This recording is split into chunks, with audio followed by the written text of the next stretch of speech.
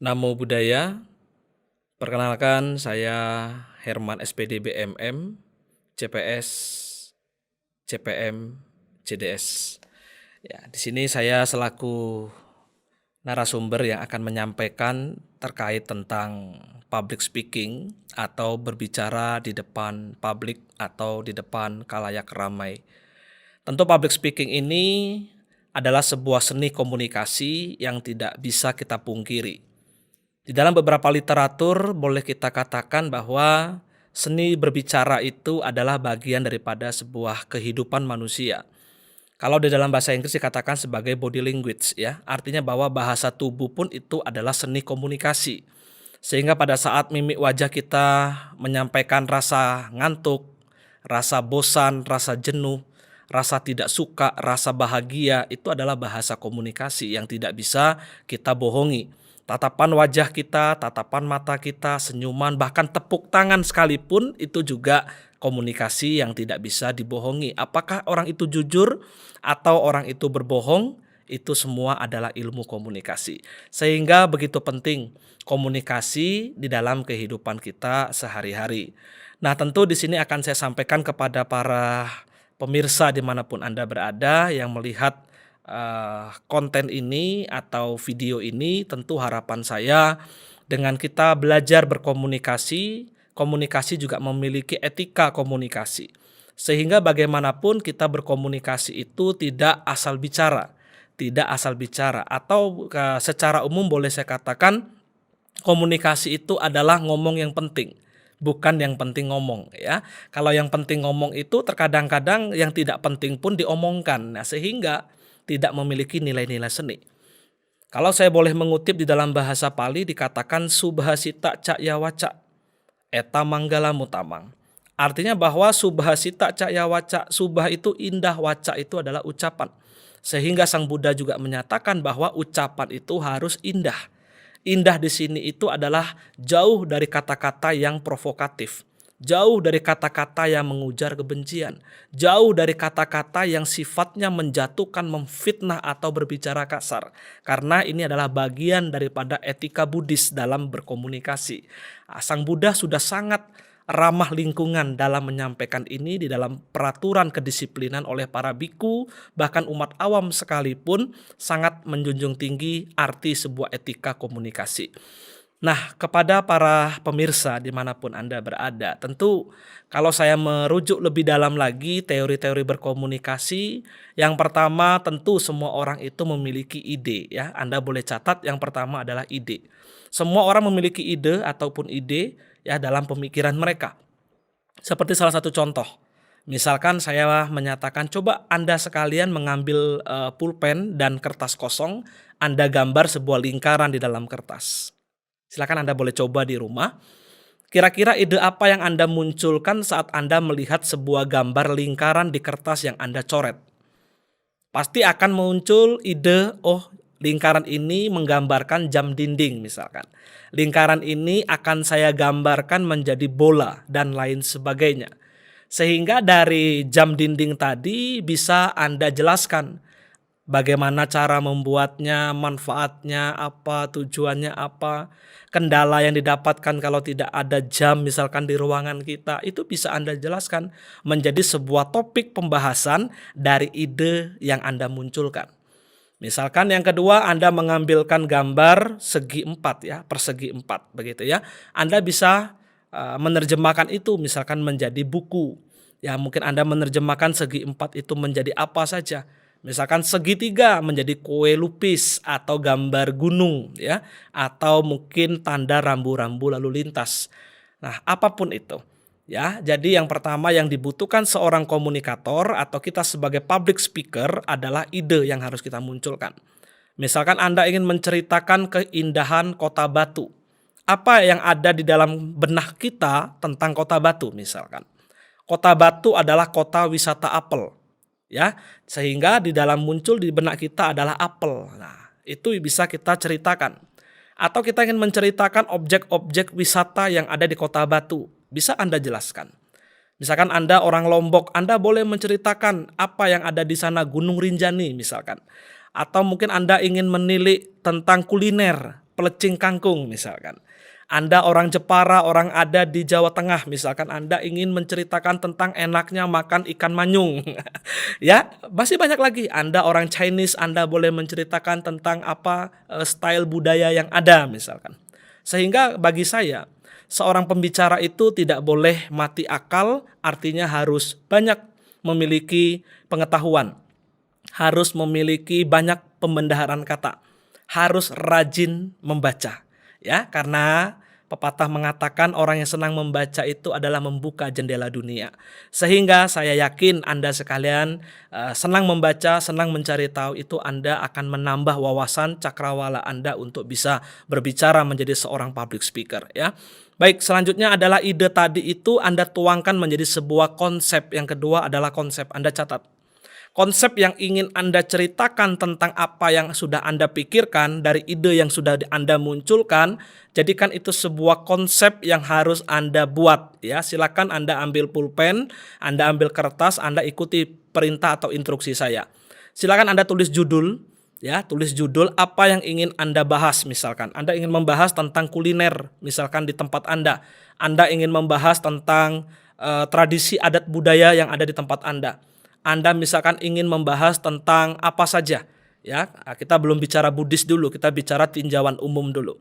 Setelah Anda membuat judul, Anda terpikir terbesit apa yang ingin Anda sampaikan, Anda tulis. Setelah Anda tulis ya, di samping sebelah kiri Anda tulis. Setelah itu di sebelah kanannya Anda boleh buat satu, itu Anda tulis pendahuluan ya, atau introduction. Oke, yang kedua Anda buat kasih nomor ya, jangan lupa 1 titik introduction, 2 titik body atau isi, ketiga Anda tulis closing atau penutup. Sampai di sini Anda udah jelas ya. Setelah itu Anda berikan panah lurus ke bawah. Setelah itu introduction-nya Anda ke samping, buat tanda atau kode 1.1, latar belakang masalah misalkan, boleh. Ya, 1.2 Anda ingin bercerita, boleh. Ya, oke ya, sampai di sini paham ya. Instruksi kedua, 2 tadi body isi tadi, Anda buat 2.1, 2.2 misalkan begitu, Anda ceritakan isinya.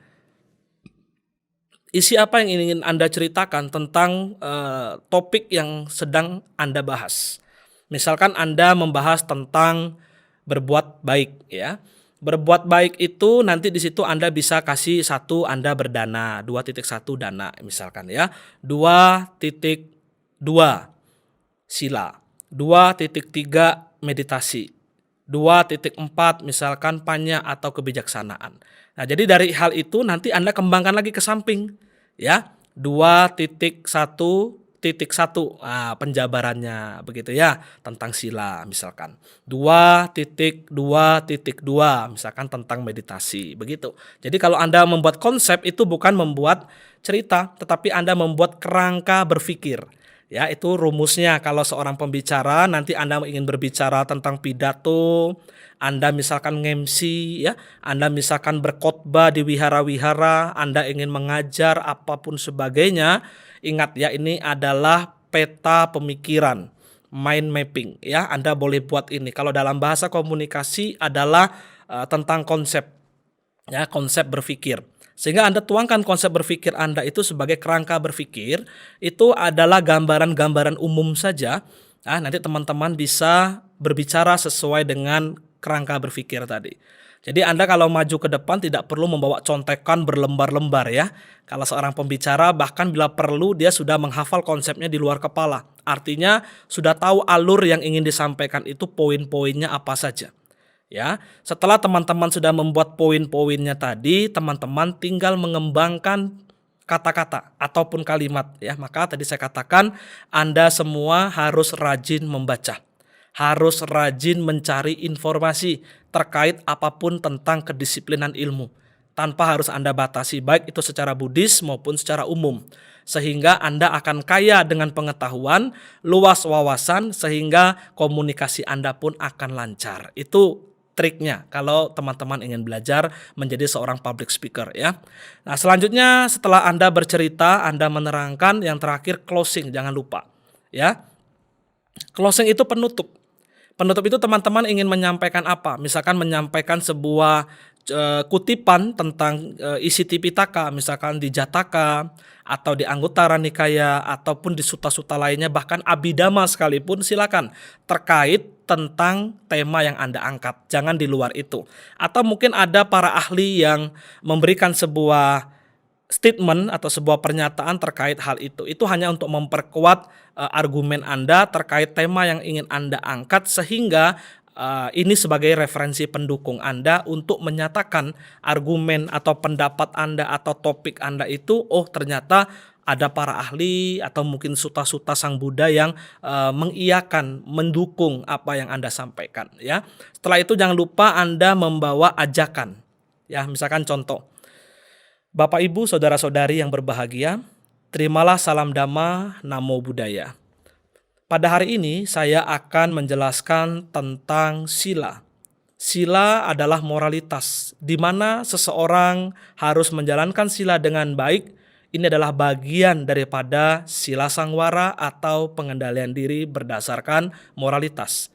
Seseorang yang sudah menjalankan sila dengan baik, maka hidupnya akan bahagia.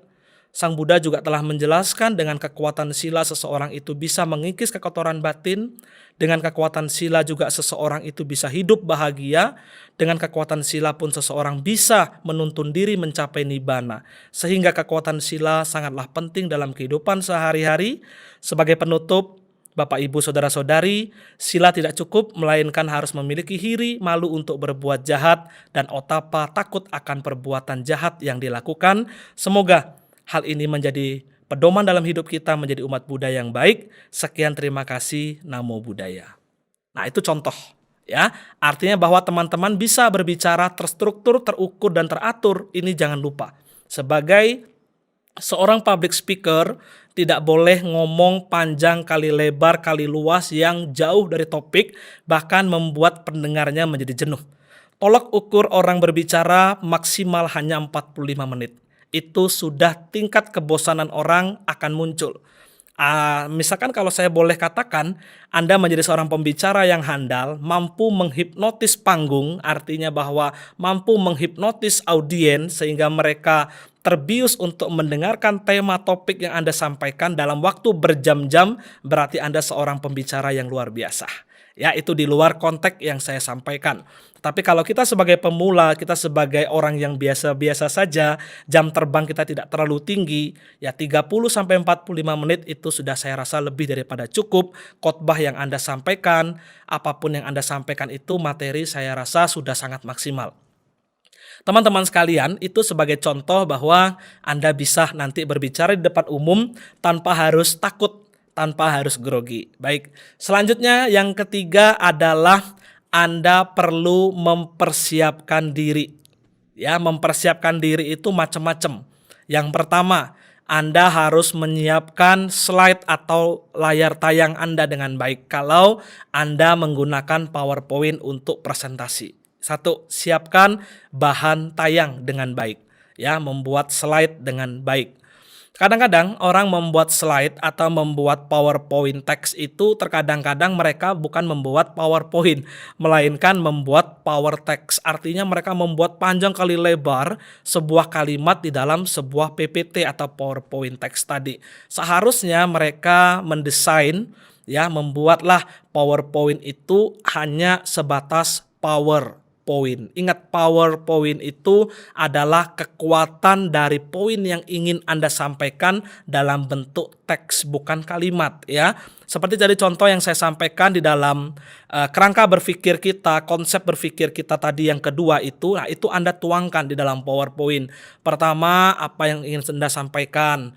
Kalimat kedua, gambarnya apa yang ingin Anda sampaikan. Jadi penonton atau pemirsa ataupun audien yang melihat Anda di kelas Anda, di acara seminar Anda, tidak fokus hanya kepada teks. Mereka sibuk membaca teks yang Anda buat sehingga dia lupa apa yang Anda sampaikan. Sehingga kurangi orang hanya melihat teks Anda, tapi perbanyaklah orang itu melihat Anda. Ya, terhipnotis dengan Anda, dalam bahasa Anda, dalam penyampaian Anda, dalam gerak tubuh Anda. Itu yang sangat penting. Nah, jadi yang ketiga, siapkan PowerPoint dengan baik. ya. Yang kedua, jangan lupa Anda backup data. Jadi kalau Anda misalkan presentasi ke suatu tempat, Anda lupa membawa laptop atau mungkin laptop Anda error ya, atau mungkin data Anda mati ya, atau apa sajalah kendala-kendalanya itu ya, sehingga data yang Anda bawa itu sudah Anda siapkan. Apakah di flash disk atau sekarang sudah canggih Anda boleh simpan di file Anda, di internet Anda, di website Anda ya, sehingga nanti Anda tinggal memasukkan password Anda di email Anda sudah bisa mendownload kembali topik-topik yang Anda inginkan, atau mungkin Anda mengirimkan data file Anda kepada panitia sehingga bisa di backup oleh mereka. Nah, banyak cara yang bisa Anda lakukan. Yang ketiga adalah periksa dan periksa kembali ya topik pembahasan yang akan Anda bahas, tema yang akan Anda bawa. Jadi jangan sampai kita menjadi pembicara itu justru Anda tidak siap. Tidak siap itu macam-macam ya, ada grogi ya, ada mungkin Anda nanti demam panggung ya, Anda mungkin nanti ngeblank di atas panggung, Anda tidak bisa berbicara, Anda lupa apa yang ingin Anda sampaikan. Banyak sekali hal-hal yang bisa sangat mengganggu saat Anda berkhotbah, saat Anda menyampaikan tema topik yang sedang hit atau mungkin yang sedang ingin Anda sampaikan. Topik apapun, pembahasan apapun yang sangat bagus sekalipun tidak akan tersampaikan dengan baik kalau banyak kendala-kendala yang terjadi dalam diri kita ya. Baik, selanjutnya adalah bagaimana yang selanjutnya Anda harus menjaga kesehatan dengan baik. Jadi seorang public speaker pun harus menjaga stamina tubuh dengan baik. Jadi kalau Anda tidak fit itu sangat mengganggu mood Anda untuk menyampaikan tema. Ya, misalkan Anda sedang tidak enak badan, Anda sedang flu, Anda sedang badannya tidak sehat ya, atau mungkin Anda sedang stres, Anda punya gejolak batin, masalah yang sedang muncul, itu juga sangat mempengaruhi sekali topik yang akan Anda sampaikan. Ya, sekali lagi jangan sampai sakit saat Anda memiliki tugas untuk berkhotbah, untuk menjadi narasumber. Jaga kondisi fisik dengan baik. Jauh-jauh hari sebelumnya Anda mengonsumsi vitamin, tidur dan makan dengan cukup, sehingga hal-hal itu juga sangat baik sekali. Selanjutnya ada trik tambahan. Bagaimana seorang public speaker itu suaranya indah, suaranya bagus ya. Sebelum Anda tampil, ya trik dari Pak Herman adalah satu, hindari makanan pedas. Ya, kedua, hindari makanan yang berminyak. Nah, dua hal ini saja dijaga dengan baik. Karena kadang-kadang kita berbicara itu suara kita serak tiba-tiba. Tiba-tiba suara kita itu bisa hilang. Tiba-tiba kita batuk ya, karena ada minyak dan pedas yang ada di kerongkongan kita, itu bisa menyebabkan suara kita tersendat-sendat. Suara kita tidak baik ya. Oke, baik, selanjutnya adalah bagaimana kita berbicara tentang yang selanjutnya. Ya, tadi yang pertama itu adalah kita memiliki ide, yang kedua kita memiliki konsep berpikir, yang ketiga adalah kita melakukan persiapan, dan yang keempat ini adalah kita mengolah vokal. Mengolah vokal ini adalah bagaimana kita memunculkan getaran-getaran suara kita. Ya, kita harus melihat vokal suara kita itu dengan baik. Nah, di sini tidak boleh kita abaikan. Ya, vokal suara ini adalah ibaratkan kendaraan yang akan mengantarkan kita untuk sampai ke sebuah tujuan. Kalau kendaraan ini macet-macet, kendaraan ini tidak sehat, kendaraan ini tidak baik, maka suara, informasi apapun yang ingin kita sampaikan kepada audiens tidak akan tersampaikan dengan baik. Contoh misalkan kita keseleo lidah kita, ya kita grogi, kita tidak hafal, kita lupa dengan topik yang akan kita sampaikan. Nah, hal-hal inilah yang akan membuat seseorang tidak akan bisa menyampaikan dengan baik. Kita juga harus melihat penempatan kata dengan baik. Kalau kita mengucapkan istilah kata P, ya harus dengan tegas P. Kalau F, kalau V, begitu ya. Kadang-kadang saya tidak mengatakan, ada salah satu suku ya mungkin mereka mengalami kesulitan dalam mengucapkan salah satu aksara atau salah satu abjad huruf tertentu ya. Nah, itu yang perlu dilatih. Perlu dilatih sehingga kata-kata yang agak dianggap itu sulit itu bisa diperbaiki. Itu hanya butuh kebiasaan saja. Setelah itu kita jangan sampai keseleo lidah kita ya pada saat menyampaikan sesuatu. Atau mungkin gremeng-gremeng, kalau orang Jawa mengatakan itu seperti bergema ya, tidak jelas suaranya itu apa yang ingin disampaikan tidak diketahui, sehingga itu juga perlu dihindari. Selanjutnya kata-kata yang tidak penting tidak perlu diucapkan seperti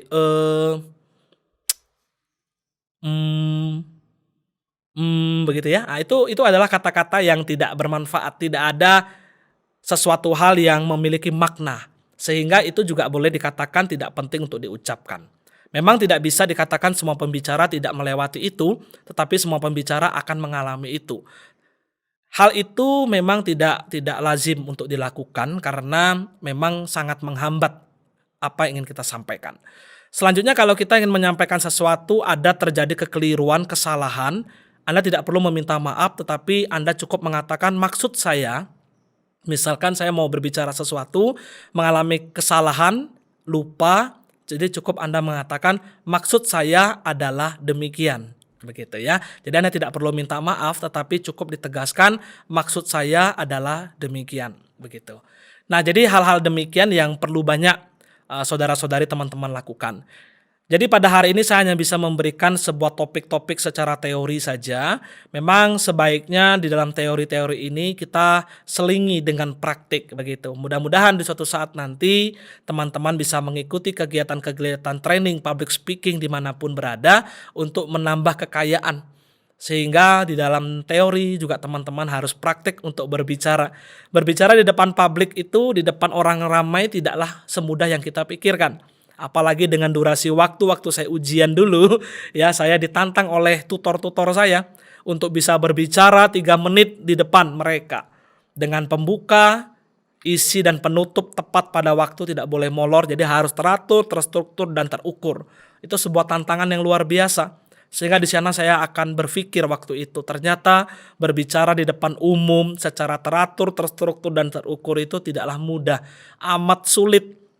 Tetapi kalau kita berbicara panjang kali lebar dengan topik kita yang mungkin bagus tetapi tidak mengenai sasaran, itu juga akan kemana-mana berbicaranya ya, sehingga itu sangat penting sekali.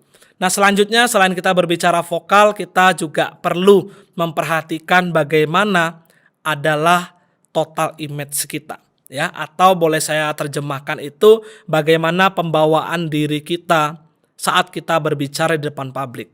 Yang pertama adalah Anda harus membawa wajah penuh dengan senyuman, wajah yang ramah.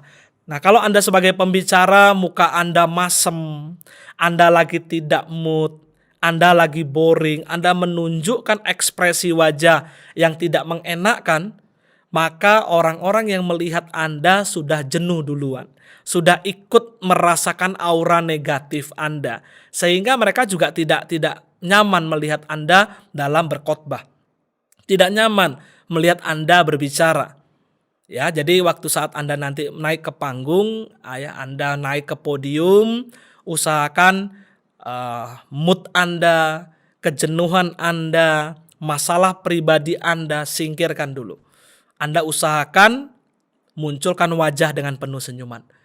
Munculkan suasana itu bersahabat dengan Anda. Ya, sehingga hal-hal itu adalah trik bagaimana Anda harus memiliki totalitas sebagai seorang pembicara. Simpan dulu hal-hal yang tidak mengenakkan. Munculkan wajah dengan penuh ceria, dengan penuh senyuman, sapa semua audien Anda. Tatap mata mereka semuanya. Ya, jadi jangan tatap satu arah tapi tatap secara keseluruhan. Itu Anda membangun kehangatan, membangun persahabatan dalam berkomunikasi. Itu sangat penting sekali. Ya, jadi kalau Anda berbicara jangan melihat ke atas, jangan melihat ke bawah atau melihat ke satu arah saja, tetapi usahakan melihat ke segala arah sehingga mereka merasa disapa oleh Anda. Ya, yang kedua, hindari wajah dengan mimik yang tidak enak tadi. Karena apa? Karena nanti Anda tidak akan disenangi oleh orang-orang yang mendengarkan ceramah Anda, atau mungkin informasi yang Anda sampaikan juga tidak terserap dengan baik. Selanjutnya adalah bagaimana ya Anda menjadi seorang pembicara itu harus sopan. Tidak boleh menggunakan bahasa tubuh dengan tangan telunjuk yang begini, ya. Ini sifatnya perintah atau mungkin adalah instruksi dengan penuh hal-hal yang negatif. Sehingga kalau berceramah usahakan tangan kita seperti ini. Ya, usahakan gerakan-gerakan itu adalah gerakan-gerakan yang sopan. tidak menunjuk audien. Nah, ini tidak boleh dilakukan. Jadi kita seperti ini saja, ya. Atau mungkin Anda mengembangkan dengan gaya-gaya yang sopan dan santun, ya. Itu yang perlu kita pikirkan terkait dengan etika komunikasi. Sehingga Anda juga jangan sampai menyampaikan bahasa provokatif. Ini perlu saya sampaikan kepada seluruh teman-teman sekalian. Etika komunikasi harus menghindari unsur sara.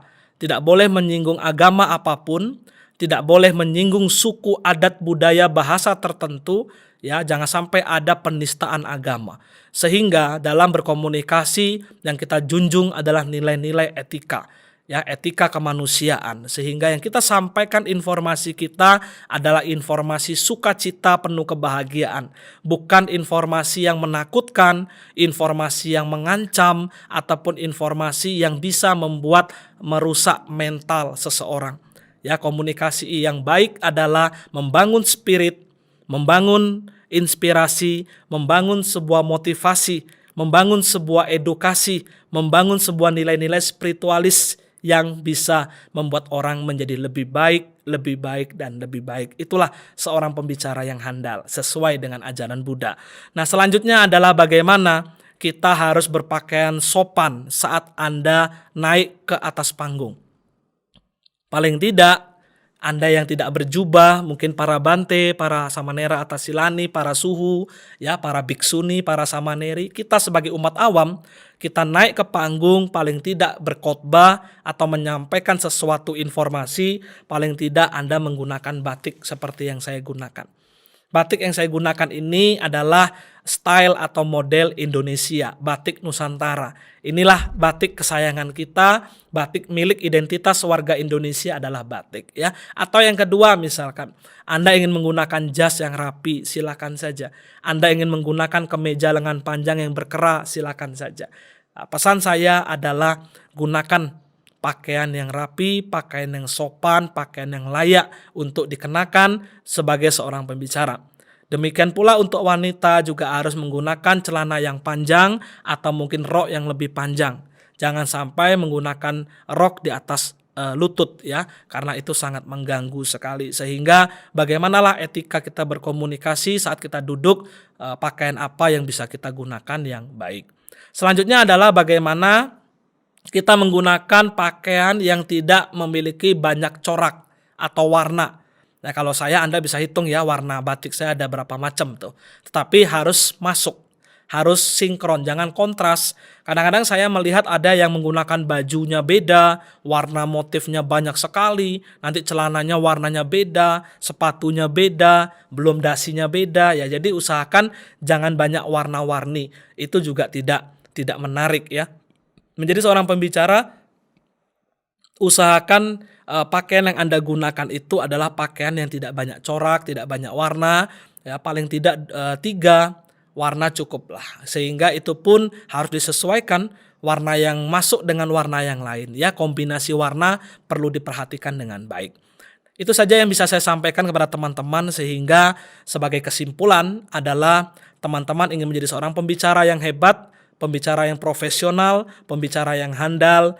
Sebagai kata kunci, Anda harus banyak belajar, Anda harus banyak membaca, Anda harus banyak mencari informasi, dan Anda jangan pernah lupa Anda praktik dengan baik apa yang Anda sampaikan, sehingga Anda akan terus berlatih dan terlatih agar Anda menjadi seorang pembicara yang luar biasa. Sekian, terima kasih. Semoga teman-teman yang ada di sana, dimanapun Anda berada, menjadi pembicara yang profesional. Sebagai penutup akan saya sampaikan, dimanapun Anda menanam padi, rumput akan mengikuti. Di mana Anda menanam rumput, tidak akan pernah ada sesuatu hal padi yang tumbuh di antaranya. Artinya bahwa setiap Anda melakukan kebajikan, pasti ada keburukan yang mengikuti. Setiap komunikasi yang Anda sampaikan tidak menutup kemungkinan orang akan berbicara, akan berpikir hal-hal yang tidak baik. Tetapi jangan khawatir, setiap keburukan tentu juga harus ada kebaikan yang mengimbangi.